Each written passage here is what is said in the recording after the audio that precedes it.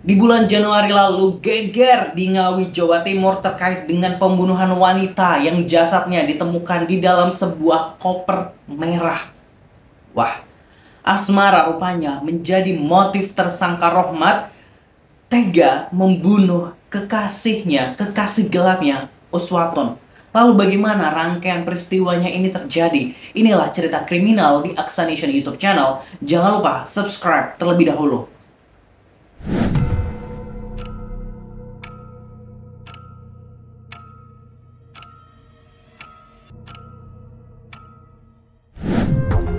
Uswatun, perempuan muda berusia 29 tahun asal Blitar, Jawa Timur yang kini menetap di Tulung Agung dan bekerja sebagai sales kosmetik. Di Tulung Agung, dia bertemu dengan Rohmat alias Anto, pria berusia 33 tahun. Keduanya pun sudah menjadi pasangan kekasih sejak 3 tahun yang lalu. Awalnya, Uswatun tak mengetahui jika Rohmat sudah memiliki anak dan istri. Namun setelah mengetahui kebenaran itu, rupanya keduanya tetap melanjutkan hubungan asmara terlarang mereka. Tahu Rohmat sudah berkeluarga dan memiliki anak, hal ini kerap diungkit-ungkit oleh Uswatun saat keduanya sedang marahan. Suatu hari Rohmat dibuat sakit hati dengan perselingkuhan Uswatun dengan pria lain. Rohmat pernah memergoki langsung ada pria lain yang masuk ke dalam kosan kekasihnya itu. Padahal selama ini dia mengakui ke lingkungan sekitar jika dia suami sirihnya. Dan Rohmat memang selalu memberikan uang atas permintaan Uswatun. Namun puncak dari kemarahan Rohmat adalah kedatangan Uswatun ke rumahnya, di mana dia melabrak istri sah Rohmat, meminta mereka agar segera bercerai, padahal Rohmat belum menginginkannya. Saat datang ke rumah Rohmat, Uswatun kecewa juga dengan fakta jika Rohmat ternyata baru memiliki anak kedua. Hingga akhirnya kata sumpah serapah, doa jahat keluar dari mulut Uswatun. Dia mendoakan anak Rohmat kelak akan menjadi PSK. Pada Minggu 18 Januari 2025 pukul 10 malam, Rohmat mengajak Uswatun untuk check-in di sebuah hotel di Kediri, Jawa Timur. Uang 1 juta rupiah permintaan Uswatun pun sudah disiapkan oleh Rohmat. Namun saat itu memang sudah ada niat dari Rohmat untuk menghabisi nyawa Uswatun. Uswatun tak menaruh curiga sedikit pun saat itu. Saat check-in, keduanya pun kembali terlibat perselisihan. Pada awalnya keduanya ngobrol baik-baik, hal-hal saat pelabrakan kembali diungkit. Saat sudah semakin memanas, Rohmat pun mencekik Uswatun hingga meninggal dunia. Saat melakukan perlawanan, Uswatun jatuh dengan kepala terbentur lantai hingga mengalami luka pendarahan dan hidung. Rohmat memang masih menyimpan rasa dendam terkait dengan perkataan Uswatun yang pernah menyuruh Rohmat untuk membunuh kedua anaknya hingga doa jahat itu. Sebagai perempuan, Uswatun meminta kejelasan hubungan mereka. Setelah tahu jika Uswatun meninggal dunia, Rohmat sempat kebingungan bagaimana membuang jasad kekasihnya itu. Akhirnya malam itu Rohmat memutuskan untuk kembali ke rumahnya dengan membawa mobil milik Uswatun.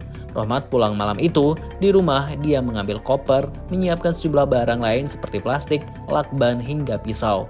Dia pun mengajak keponakannya untuk kembali ke hotel. Sampai di hotel jam 1.30 pagi di hari Senin, namun disuruh pulang kembali untuk menjemputnya di jam 5 pagi.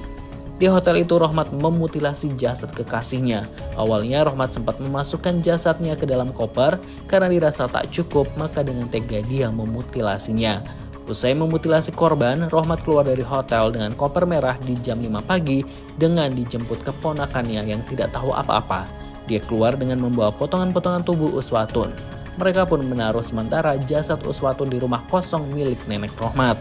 Usai dari situ, Rohmat pun menjual mobil Uswatun seharga 57 juta rupiah kepada seorang di Sidoarjo, Jawa Timur, yang kemudian dia kembali pulang dengan menggunakan bus dari terminal Purabaya, Sidoarjo. Sesampainya kembali di Tulung Agung atau 36 jam kemudian, Rohmat pun merapikan bungkusan potongan tubuh Uswatun menjadi seperti paket rapi. Dan kemudian Rohmat membuang jasad korban di 3 lokasi yang berbeda, yaitu Trenggalek, Ponorogo, dan Ngawi. 4 hari kemudian di hari Kamis, sebuah koper berwarna merah ditemukan di selokan di Desa Dadapan, Kecamatan Kendal, Kabupaten Ngawi, Jawa Timur sekitar jam 9 pagi oleh warga. Warga awalnya curiga melihat bungkusan plastik besar yang rapi seperti sebuah paket. Saat dibuka ada koper berwarna merah. Setelah dicoba diintip, kok ada sepatu wanita dan terlihat ada selimut putih hingga akhirnya dilaporkan ke kelurahan dan diteruskan ke polisi. Jasad yang ditemukan tanpa kepala dan kaki, namun segera polisi melakukan penyelidikan. Dari sidik jari korban, akhirnya langsung terlacak siapa korban ini, yaitu Uswatun. Hingga akhirnya 3 hari kemudian, Rohmat pun ditangkap dan potongan tubuh yang lain pun ditemukan. Ancaman hukuman mati pun mengancam Rohmat.